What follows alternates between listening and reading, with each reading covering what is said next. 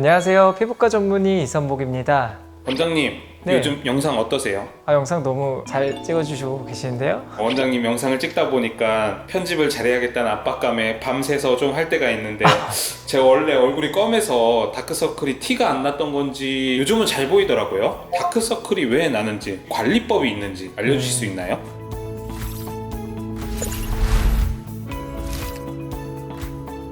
우리 이제 PD님을 위해서 그리고 독자분들을 위해서 다크서클이 도대체 뭔지, 왜 생기는지, 간단하게 생활 습관으로 바꿀 수는 없는지, 더 나아가서 이 다크서클 좀 치료할 수 있는 시술 같은 건 없는지 한번 알려드려 보도록 하겠습니다. 다크서클이 생기는 이유는 다양할 수 있는데 대표적으로 우리가 크게 경험하는 세 가지 원인에 대해서 제가 꼼꼼하게 설명드려 볼게요. 먼저 가장 흔한 원인인데요. 구조적인 변화 때문에 다크서클이 돋보이는 경우입니다. 피부가 점점 나이가 들면서 좀 얇아지거나 아니면 애초에 내가 조금 얇은 피부를 가지신 분들은 정상적인 아래의 정맥이나 구조물들이 비춰서 다크서클처럼 보이기도 합니다. 또 이 눈 주변을 이루고 있는 지방이 감소함에 따라서 또는 인대나 근육이 느슨해지고 눈 밑 뼈조차도 좀 감소하는 경우에는 공간이 생기거든요. 꽉 채웠던 공간은 다크서클로 보이지 않는데 어느 한 요소가 빈 공간처럼 느껴지게 되면 다크서클로 오인하기도 합니다.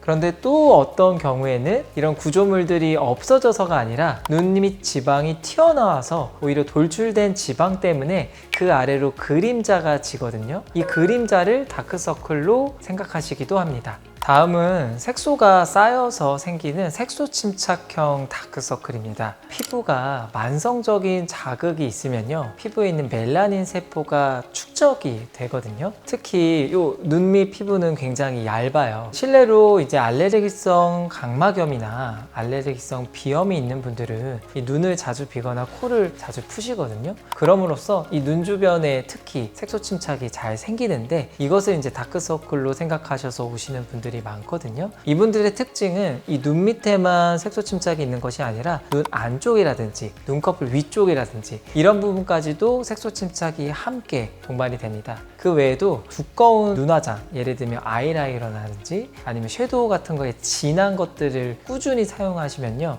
또 이런 것들이 다크서클처럼 남을 수 있고요. 또 이런 두꺼운 화장을 자꾸 이제 열심히 세정하다 보면 멜라닌이 또 쌓일 수밖에 없어서 다크서클을 유도하는 것 같습니다.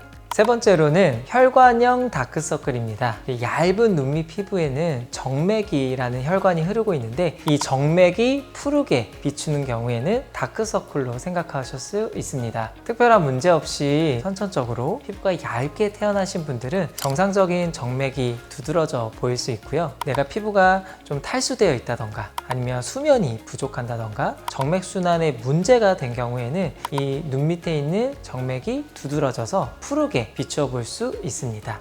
다크서클이 왜 나는지는 이제 원인을 알았는데 네. 치료 방법이 혹시 있나요? 당연하죠. 적극적인 치료 방법 얼마든지 많이 있는데 이 적극적인 치료 방법을 논하시기 전에 반드시 적절한 생활습관 교정을 해주시는 게 다크서클 치료에 굉장히 도움이 됩니다. 아무래도 다크서클은 충분한 수면과 적절한 휴식이 필요하고 수분 섭취도 굉장히 중요하고요. 두 번째로는 만성적인 자극, 예를 들면 눈을 열심히 비빈다든지 아니면 눈꺼풀이나 눈 밑에 아주 다크하고 두꺼운 화장을 반복적으로 한다든지 이런 만성적인 자극을 피하시는 것이 좋고, 세 번째로는 정맥순환 마사지와 냉찜질을 활용해 보시는 것도 도움이 됩니다. 이 정맥순환 마사지는요, 이렇게 문지르는 게 아니라 안쪽에서 바깥쪽으로 밀어내는 게 좋은데 이때 너무 세게 피부를 밀어내기보다는 손에 힘을 푸시고 젠틀하게 바깥쪽으로 이렇게 밀어내는 마사지를 하시면 좋고요. 하루에 한 번이나 두 번 정도로 수건을 감싼 이 얼음팩을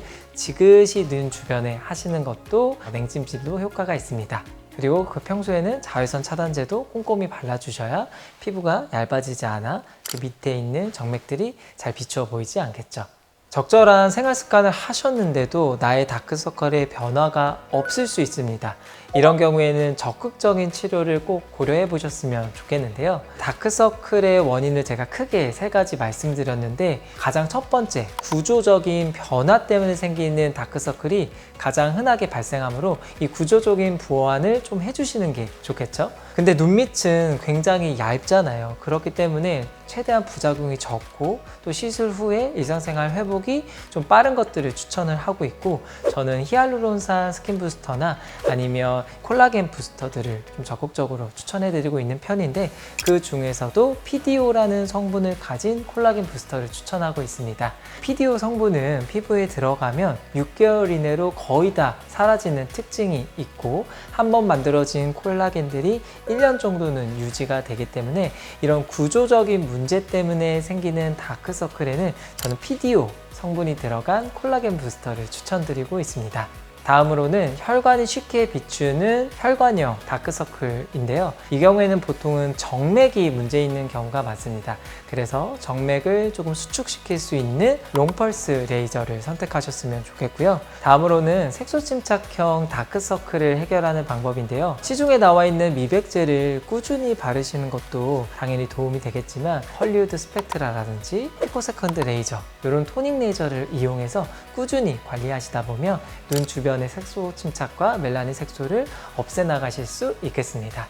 우리 눈 밑에 생기는 다크서클은요, 원인이 굉장히 다양하죠. 구조적인 문제, 색소 침착, 혈관, 기타 등등. 그런데 내가 만약에 단순히 아이크림이나 이런 것만으로도 효과를 못 봤다고 하면은 실은 다른 원인이 숨어 있을 수가 있습니다. 따라서 원인에 맞게 치료를 해야 만족도를 높일 수 있다고 생각이 드는데요. 제가 오늘 이번 영상에서 꼼꼼하고 자세히 설명을 드렸으니 나에게 맞는 다크서클의 해결법을 한번 고민해 보셨으면 좋겠습니다. 오늘의 영상이 마음에 드셨다면 좋아요와 구독 부탁드리고요. 저는 피부과 전문의 이선복이었습니다. 감사합니다.